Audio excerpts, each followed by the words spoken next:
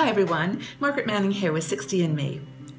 I have a question today that is in a topic that may not be something that you talk about every day, but I'd like to get your opinion on something.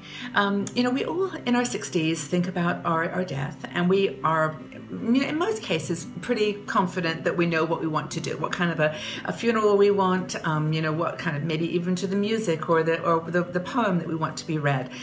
We have a will. Most of us have wills that declare, our intentions, and there's some great options. I love Joanna Lumley, the actress, who says that she'd like to get buried in a cardboard box painted with, just images and collages, and it's kind of fun. And also, you can be buried in a beautiful kind of a case that you plant and grows into a tree. So there's lots of different ways that we can think about our death and how we can make it as easy as possible for our family and friends.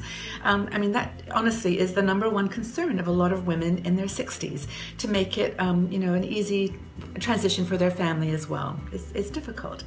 But there's something that we haven't really thought about as much as I think we should, which is our digital afterlife. Have you thought, for example, what you want to happen to your Facebook page or your Instagram account or your Twitter account when you die?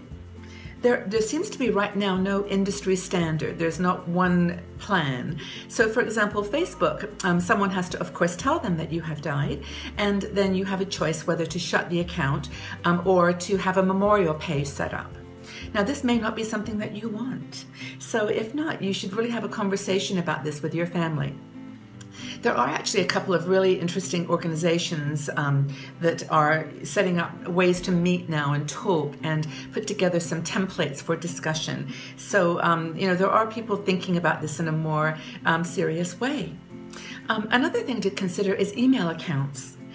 You may have things in your email accounts that you really don't want to share with the world or with your family, but some companies do allow your family to petition for access to your email account.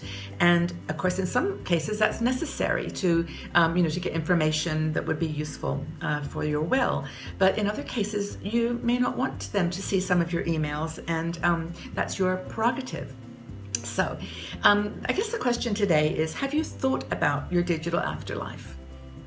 Do you know what you would like to have done with your Facebook account, with your email accounts, and all the other online properties that you participate in?